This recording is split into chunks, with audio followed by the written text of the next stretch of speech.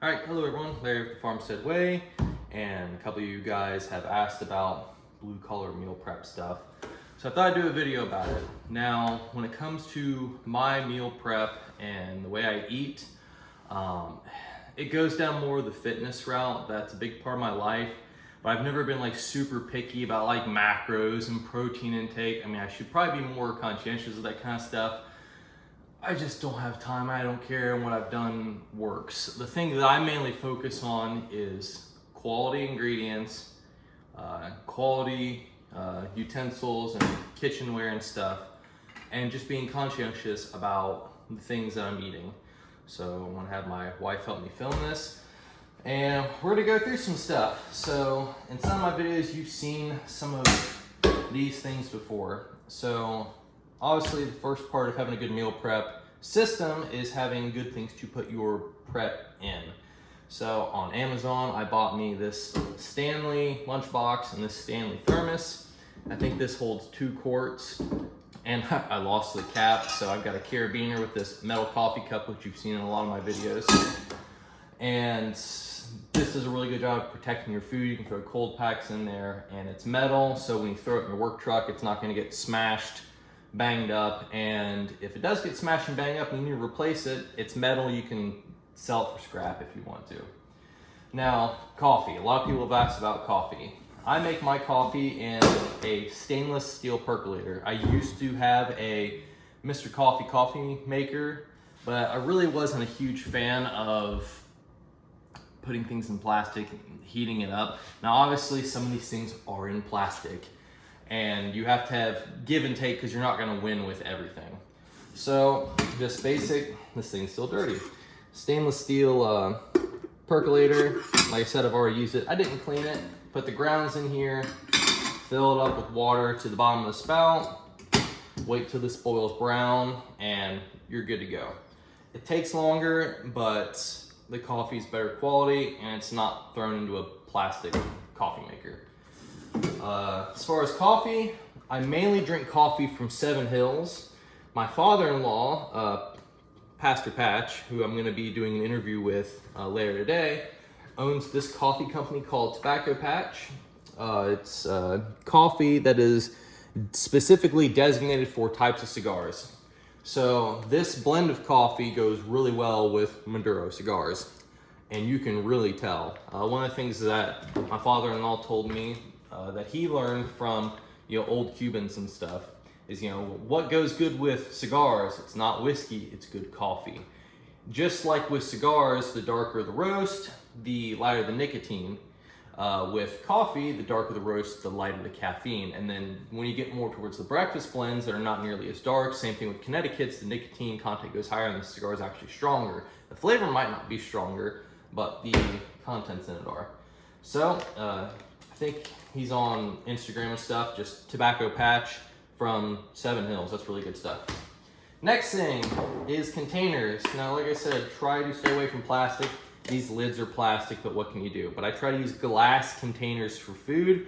They're really durable. They don't impart any particular taste onto food, and they're durable, and they're easy to wash. Now, something I recommend is get you containers and Tupperware that are specifically for your lunches. These do not get used for any leftovers at the house. These are specifically for my lunch, so that way when I need them, whoop, they're ready to go.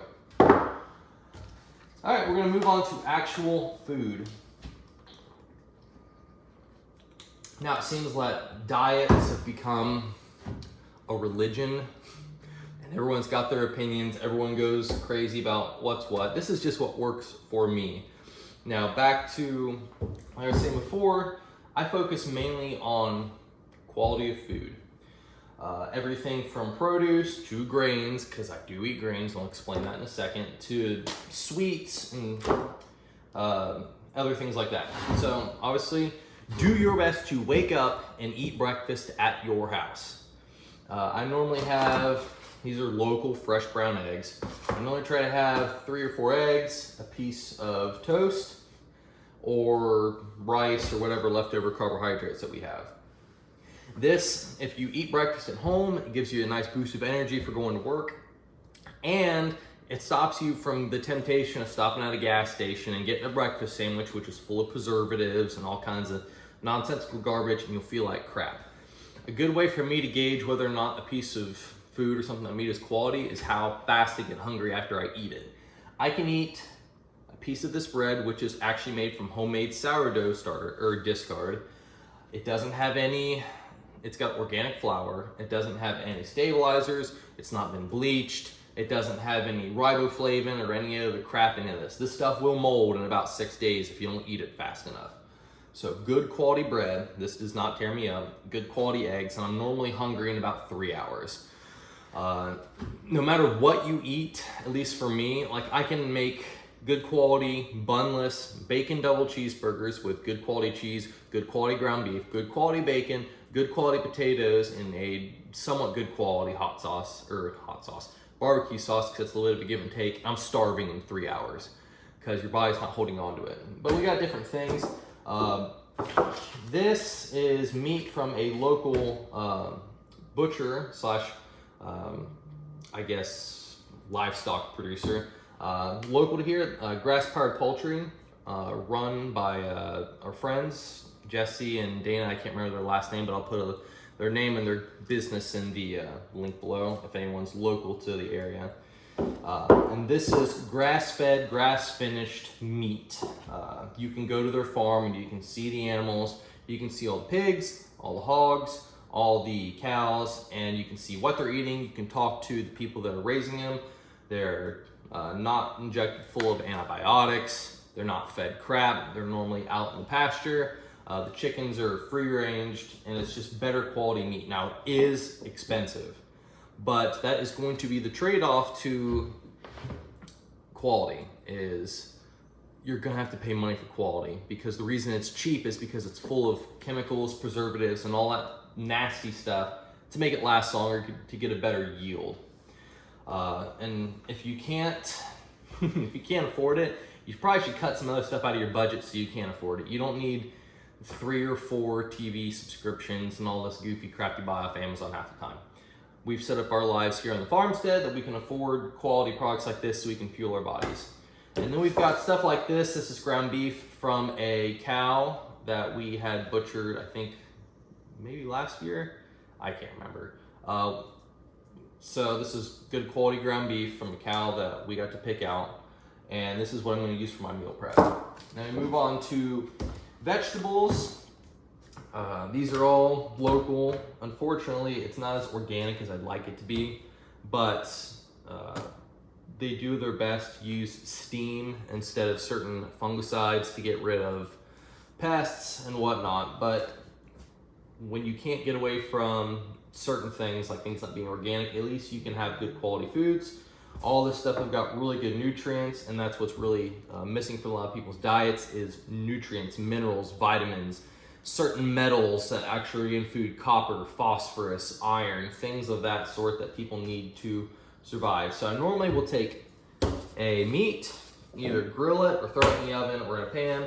I'll take a big thing of these and just chop it up and throw it in an oven on 425, cover it in olive oil, salt, some good quality seasonings, and bake it, make some rice or potatoes, throw it all together in the meal prep containers, and you're good to go. Now, this is also a really interesting thing, is sweets. Now, when it comes to any sort of dessert item, it needs to be limited, and if you're going to eat it, it needs to be quality. My wife normally bakes all the desserts I eat, so I try not to eat any snack cakes, candy bars. Do I do every once in a while? Sure, because sometimes you just need to say the heck with it, and you go get you a Kit Kat bar, or the same thing with regular food, and you want a Big Mac, so you just go get a Big Mac, as long as you're not doing it every week or every other week. But when it comes to sweets, it is quality over quantity. If you get good quality ingredients, good quality flour, good quality sugar, try to stay as organic as possible with all the ingredients, you'd be surprised how little it'll affect you. I try to stay away from certain sweets, but I had a bunch of these. I had like 2 or 3 of these last night, I think 2. And I eat other sweets and I can see my abs when I take my shirt off.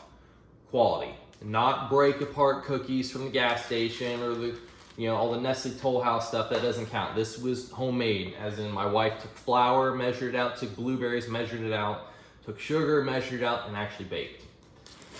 Now we move down here to kind of other piddly stuff, snacky stuff. I really like, these are from Kroger. I don't know what grocery store you have, but this is an example of good food. So this is like fruit jerky. This is an organic whole half pineapple. Ingredients, organic pineapple. That's it. Yes, it's packaged in plastic, but if you can find an organic jerky packaged in a hermetically sealed glass container, send me a link. Snacks like that are really, really good. Like I said, super simple ingredients, and that's something else that people should be doing when you have any sort of product that you're looking at the grocery store. You pick it up and you flip it over and you look at the ingredients list. And if it sounds like an experiment, you probably shouldn't buy it unless you are very well versed on the things that are in your food that are like citric acid that is used to preserve certain foods to raise the acidity level in it. So just look at the ingredient list and try by quality. Obviously try to drink a lot of water. I really would like to get away from case bottles of water and get a good filter for our well, but they're expensive, so we're working on it. So this we get from Kroger. It is vapor distilled water with electrolytes added for taste, BPA free. BPA is a chemical used to make plastic soft and malleable, which can leach into water. I try to drink at least 2 or 3 of these a day at work. I probably should drink more. And another thing with the coffee is when I make my coffee, I do not use tap water. Fortunately, we live out here on a well, but I need to get a filter system for the well so we can get all the heavier products out of it, or byproducts out of it, like all the iron and if there's any sediments in it. I do not use tap water, and I do not use just drinking water. I try to use vapor distilled water. So that is a basic overview of what I eat throughout the week, and this is just for work. Now we eat together as a family for dinners. We do not go out to eat unless on very, very rare occasions. 1, because it's stupid expensive, and 2, it's super nasty half the time. Restaurants anymore suck unless you go to a place where it's like $50, $60 a plate, where it's a literal restaurant, not just a place to get food. Like here at home, I can make, well, grass-fired meat's expensive, but on the overall, I can make steak, baked potatoes, good quality vegetables, and dessert at home for like $60, $70, where that would have been like $200 at a good restaurant. And it's really cheap. And just, you know, like snacks right here, I've got King Oscar sardines, wild caught sardines, and extra boiled olive oil. That's all that's in here. You have to like fish, but it's a really good snack. So just being conscientious about that kind of stuff. So if you have any comments or questions about anything that I covered here, just let me know and stick around for that interview with Pastor Patch. Take it easy.